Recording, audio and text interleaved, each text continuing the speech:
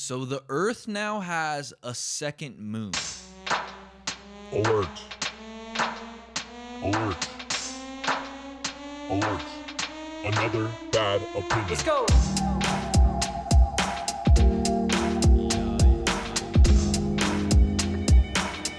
Hi, I'm the listener's mom, and I just wanted to say that Another Bad Opinion is my favorite podcast. Let's go.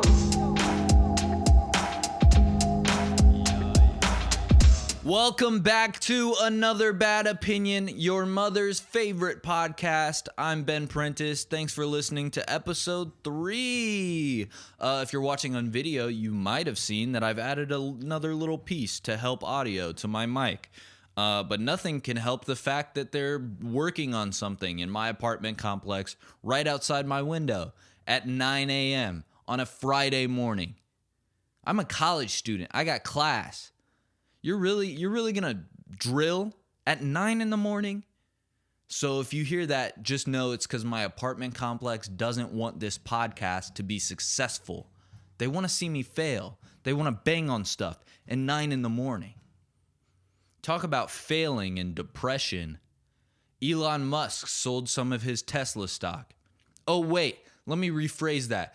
Elon Musk sold $5.7 billion worth of Tesla stock. That's right. $5.7 billion. He now has $5.7 billion just by snapping his finger, just like that. $5.7 billion in his bank account. What do you do with $5.7 billion? I can't even fathom what all I would do with $1 million. I would get there. I would know. I would buy a house. I would buy some cool stuff. But that times 1,000? $1 billion is 1,000,000 times 1,000. What the fuck? Who can even spend $5.7 billion? What do you buy? I don't know. If you were Elon Musk, what would you buy with $5.7 billion? A house? That's not going to cover it. There's no $5.7 billion house. Speaking of depression, it's getting cold outside. I don't know about you guys. I suffer from seasonal depression. But I saw this cool little HuffPost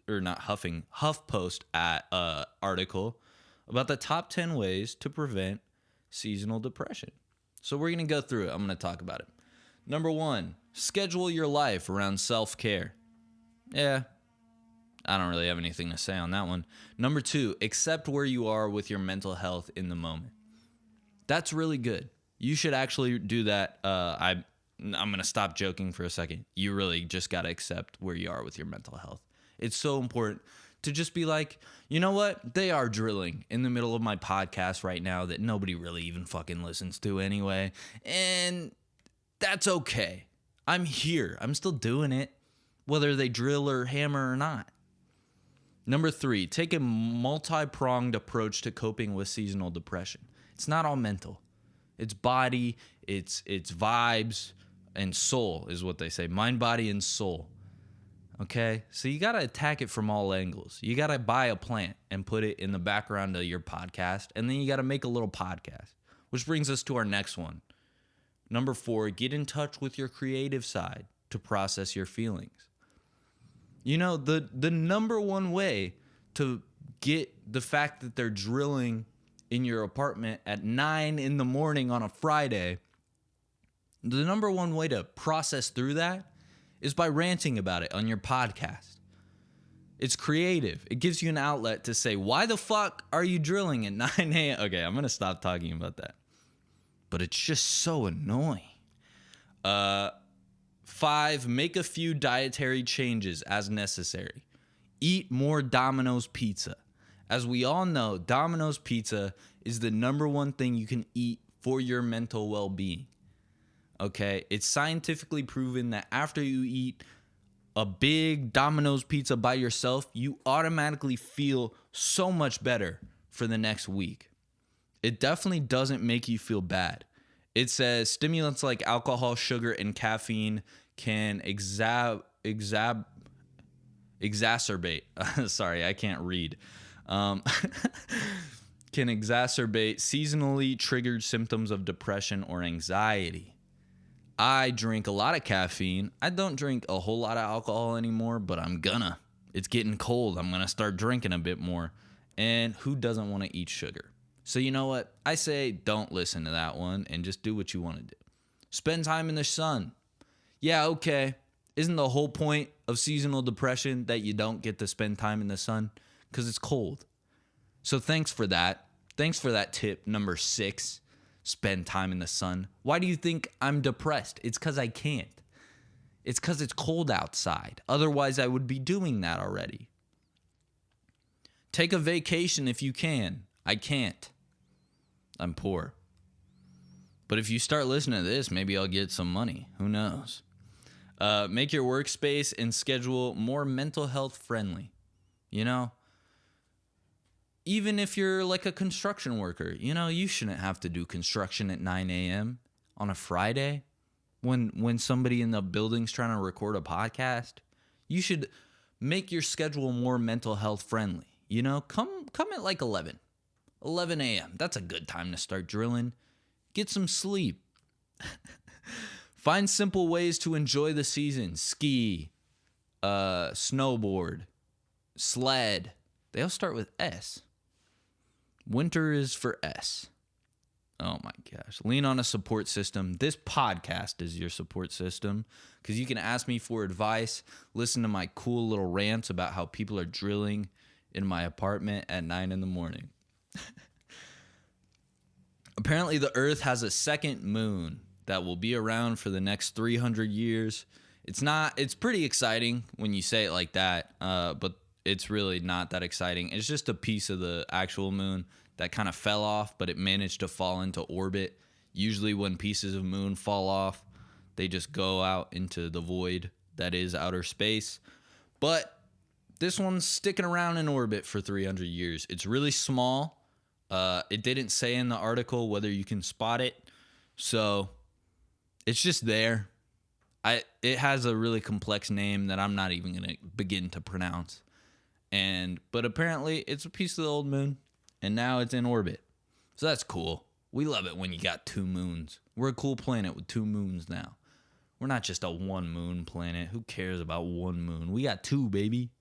2 moons on Earth. There is now a Grand Canyon bison slaughter team. That's right. Apparently there's like 500 bison roaming around the north rim of the Grand Canyon, and they're kind of trampling some archaeological resources, and they're spoiling the water. So I don't know what agency made this like Grand Canyon bison slaughter team, but there's now a team tasked with just murdering bison at the north rim of the Grand Canyon.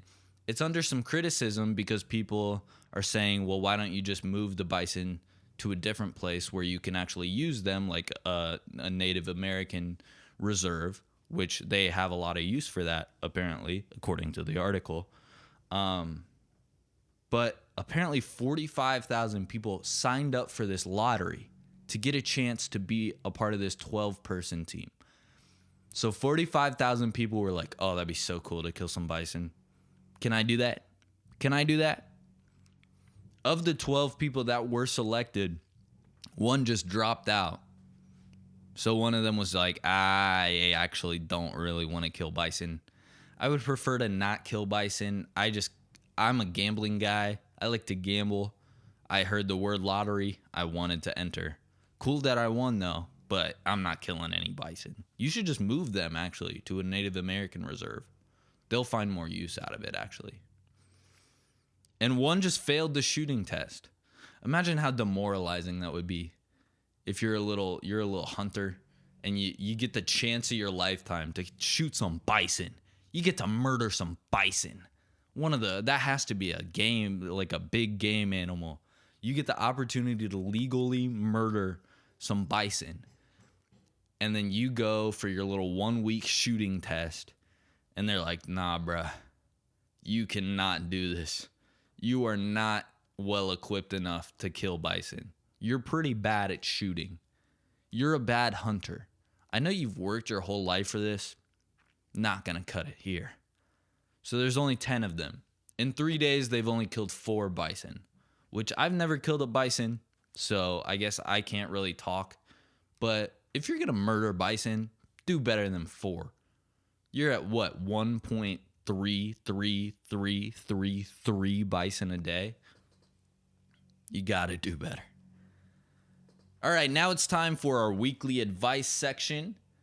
We're still getting our advice from reddit.com, but you can email me at bengivemebadadvice if you need some advice on something, and I can help you out. So, this one comes from Reddit.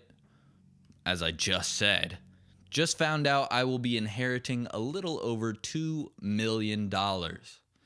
So apparently, this guy's grandfather asked him to come over. He explained the will, said, look, I got $2 million, and I'm giving it all to you because I've had fallings out with the rest of the family. And this guy's asking for advice. He's saying, hey, how do I navigate this? How do I, everyone in this family is going to be mad because they were cheated out of the will. What am I going to do? How do I manage all these family members being super mean or probably nice to try to get some of this money that they feel entitled to? I'm 21, so I think I'm pretty qualified to talk on this situation. But, man, I don't know. That's a tough situation. I would say just spend all the money at the casino. Go to the casino, just hit a slot machine, pick your favorite one, whatever's got the biggest payout. Just gamble it all. And whatever you win, they can't say that that's theirs, okay? You spend $2 million, even if you're walking out of there with only $300K, they can't try to take that from you, okay? Because you earned it. You won that $300K, all right? You're betting with house money at this point, $2 million, you could buy like a yacht, probably. I actually don't know what yachts go for. Buy a boat, if not. And then you can murder all your family on international waters. That's a joke. That is a joke. That is a joke. It's not even a funny joke. Please do not put me in prison. I don't know. That's a tough situation. It really is. But it just goes to show you, you should start treating your family as vehicles for money. Don't have falling out with your parents or your grandparents because you never know when they're going to die and give you money. If you fall out with your parents or grandparents, how are you going to get their money? Don't think of them as like a support system. Don't think of them as someone who you can rely on to kind of be there when you're down. Think of them as someone who's going to die and then you'll get money for it. And that's my advice. Treat your family as a business opportunity, a way to make some quick bank when they die, because your family is going to die. Oh my gosh. I don't know what this was. That's going to do it for our advice section. And I just want to say thank you guys. If you're listening right now, thank you so much for getting here. I can't lie. Episode 3 was this close to not happening. I was very close to just being like, whatever. I'm not doing this podcast because it's tough. I didn't really look at any news until this morning, quite frankly. I don't know if you could tell. But it was a tough week. Things are piling up on my plate. And when you're looking at the numbers and you're only getting 10 viewers per episode, it's hard to think long term. I know that I'm doing this for the future. I'm hoping that by episode 57, we can have 50 listeners every week. But it's tough, It's tough episode 3 to be like, oh, this is going somewhere. But thank you guys if you're listening to this. It really means a lot. And I'll see you guys next week. Stay hydrated. Let's go.